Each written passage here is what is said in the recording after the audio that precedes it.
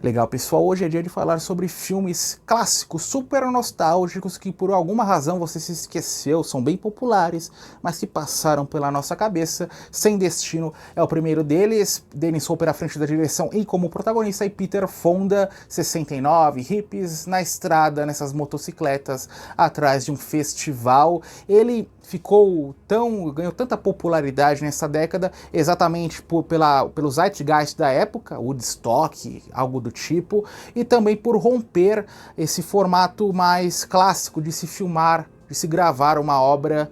Então tem momentos que a gente carece um pouquinho de ritmo, são meio mais chatos, mas passam um pouquinho mais devagar. Chatos não, devagar.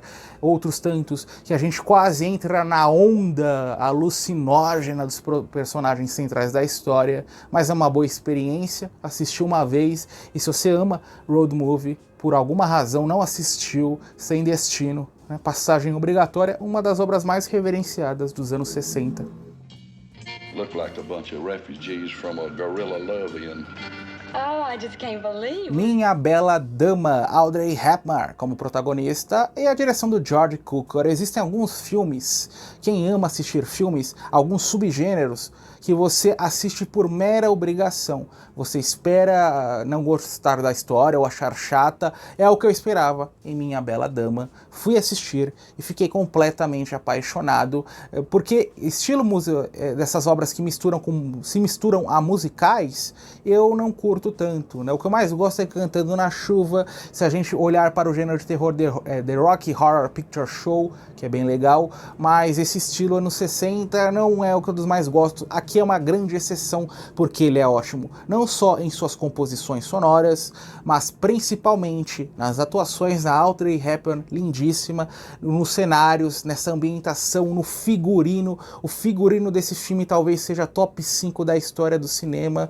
É um filme super dinâmico, é super adorável ver os personagens conversando dentro daquele casarão, as aulas de dança. A trama é sobre um homem que aposta que consegue transformar essa garota comum em uma verdadeira dama da alta sociedade. Esse processo é maravilhoso, é um filme de conforto, automaticamente, diferente de Easy Rider, é uma obra que eu tenho que assistir mais vezes. Eu gosto de como os personagens se movem, da história, de como esse lado motivacional, o poder adaptativo do ser humano, exposto exatamente na Audrey Hepburn. É um filme que você se esquece, por isso que eu coloquei na listinha, porque tem tantas obras parecidas que saíram nos anos 60 que alguém te pergunta: você assistiu Minha Bela Dama? Você fala: qual?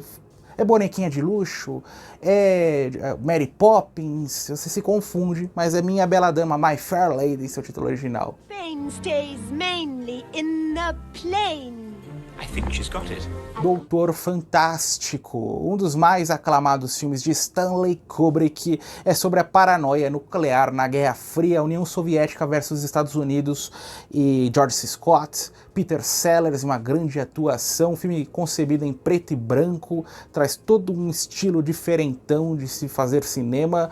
Ele é um dos melhores do Kubrick, muita gente coloca como principal, e eu não coloco nem no top 5, para ser sincero. É um bom filme, mas uma vez na vida tá muito bom. Existem pessoas que assistem sempre, né, querem pegar novos detalhes, é super válido. Para mim, uma experiência bem subjetiva. Uma vez eu gostei da obra, mas beleza. E ele passava muito nos canais Telecine, nessa época, início dos anos 2000, era alugado em aqueles DVDs que passavam e a gente não sabia de onde vinha, então muitas vezes você se esqueceu, você assistiu com aquele filme em preto e branco, tinha guerra, personagem falando de forma estranha, o camarada que fez a Pantera Cor-de-Rosa é Doutor Fantástico. That plane really got a chance of getting through?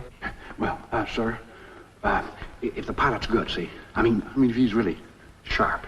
Homem Mal Dorme Bem, Akira Kurosawa à frente da direção, e é uma história de vingança. Um homem que vai se infiltrar nessa grande empresa querendo vingar a morte de seu pai, a morte estranha de seu pai. Ele vai se envolver para atingir esse objetivo, até mesmo com a filha de um dono da empresa. É um filme bem tenso na questão de história, sem tantas sequências de ação, é mais no roteiro mesmo, e você se confunde com outros filmes do Akira Kurosawa, seja dos anos 60 ou mesmo dos anos 50. Eu acho que tem outros filmes bem melhores, como Rashomon, como Sete Samurais, Dodescaden, Sonhos, ou tantos outros, qual O Anjo Embriagado, são muitos filmes bons. Eu não coloco, assim como o do Kubrick, no top 5, o Kubrick fez menos filmes, o Akira Kurosawa fez vários, eu não coloco no top 10. Mas isso não quer dizer que não seja uma obra-prima, que não seja um filmaço, e eu fiz recentemente no YouTube uma lista sobre filmes nihilistas, aqui é niilismo da primeira cena até a subida dos créditos, Toshiro Mifune como protagonista. 2時間半あれば手配ができるだろう。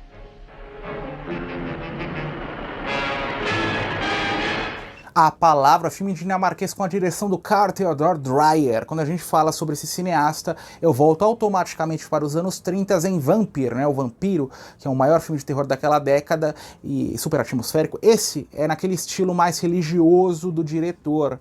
Ele fez também aquele O Martírio de Joana d'Arc. E não é o estilo de filme que eu curto tanto. É sobre uma família muito religiosa que tem que lidar o dia a dia, né? Quando tem um filho que é meio louco, que acredita ser Jesus, tem uma filha que se envolve em um relacionamento amoroso e esses pais não toleram quem ela escolheu, então tem toda essa problemática, é muito aquela noção de sofrimento, tudo dentro dessa casinha. Então eu fiquei um pouquinho, me ausentei um pouquinho da história, me concentrei na riqueza cinematográfica, né, a composição de cenários, que é uma das mais belas dos anos 50 e é uma marca registrada do cinema do Dreyer. E para quem eu recomendo, deixar bem claro, se você não curte esse cinema, deixe para assistir num dia mais calmo, sem esperar tanta coisa no quesito dinâmica. Mas se você assistiu filmes como Persona, do Bergman, e quer algo mais pro lado religioso, aí você vai adorar. Persona no quesito fotografia, né? Como a gente se sente ao lado dos personagens, mesmo ausente da história. A Palavra, filmaço, eu coloquei nessa lista porque ele é muito parecido nessa pegada religiosa. Tem vários e vários, mas ele é um dos mais especiais que eu pude assistir.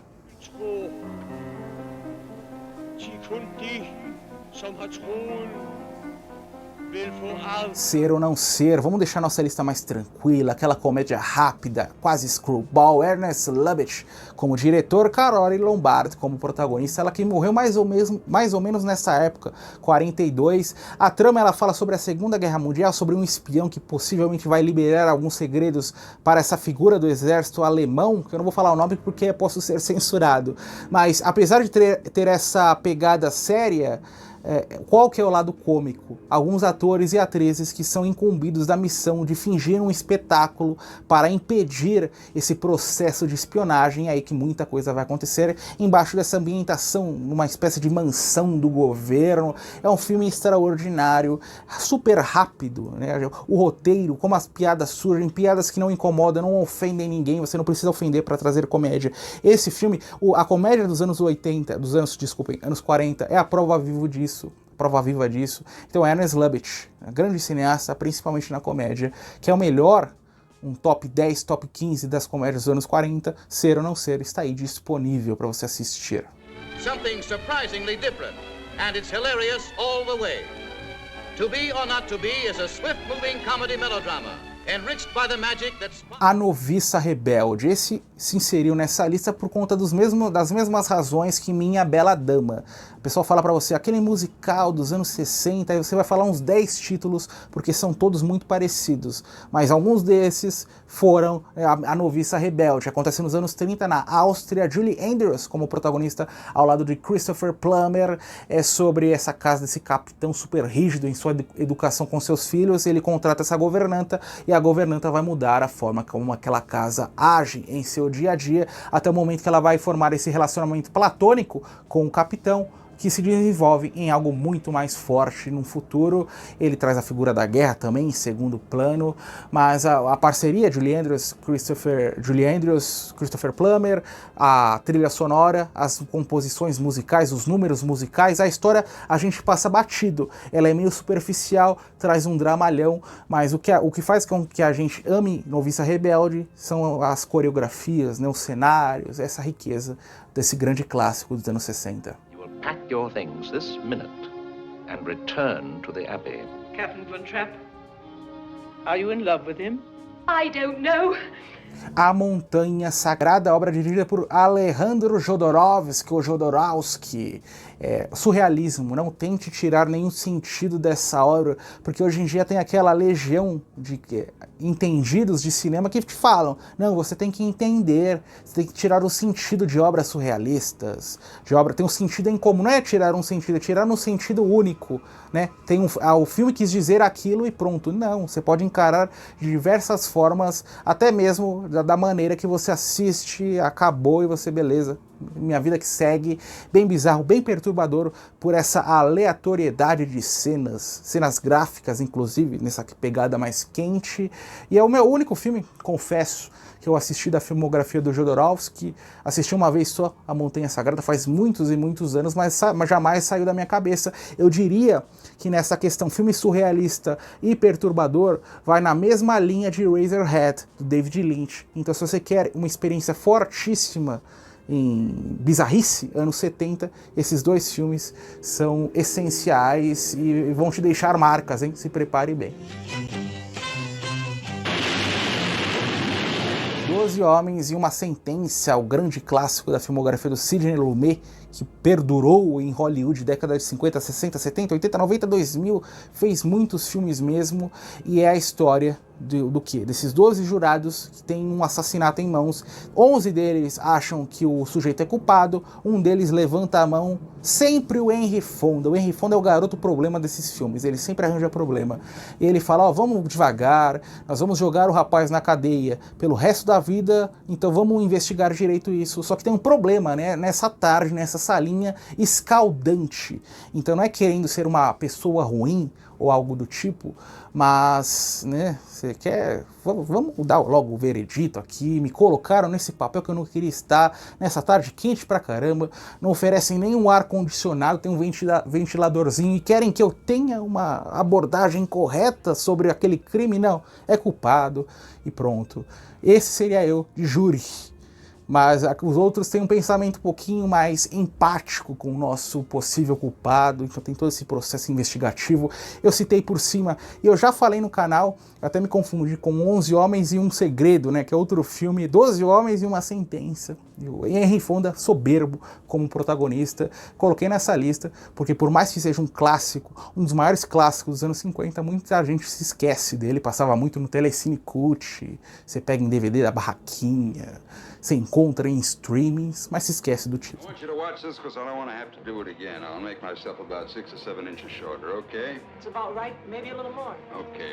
A fantástica Fábrica de Chocolate encerra o vídeo de hoje. O classicão dos anos 70, que foi exibido várias vezes no Brasil, acho que no Cinema em Casa do SBT, é a história desse garoto super pobre. A família luta para colocar comida em casa, e um avô dá um tostão para ele, ó, compra lá seu chocolate, porque tá tendo essa promoção, que é encontrar o bilhete dourado em um desses chocolates da fábrica do Willy Wonka, vai passar uma tarde inteira dentro da fábrica comendo chocolates.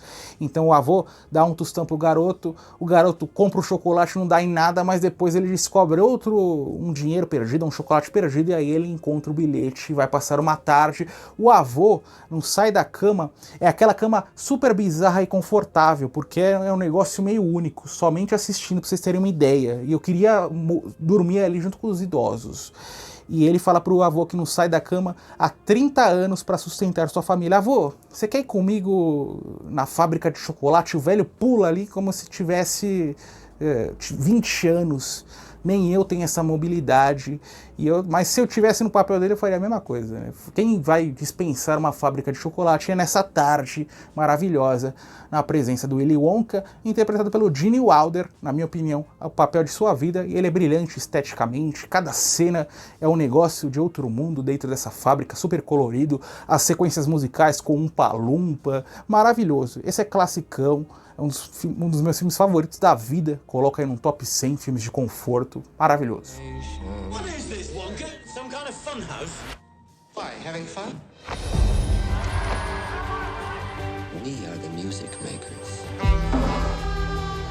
And we are the dreamers of the dream. É isso aí, pessoal, chegamos ao final de mais um vídeo. Comente aqui embaixo também qual outro filme que que geralmente o pessoal se esquece que assistiu, mas filmes populares, né, filmes bem nostálgicos na temática da nossa lista. Quem sabe eu não trago aí um volume 2. Vejo todos vocês nos próximos vídeos.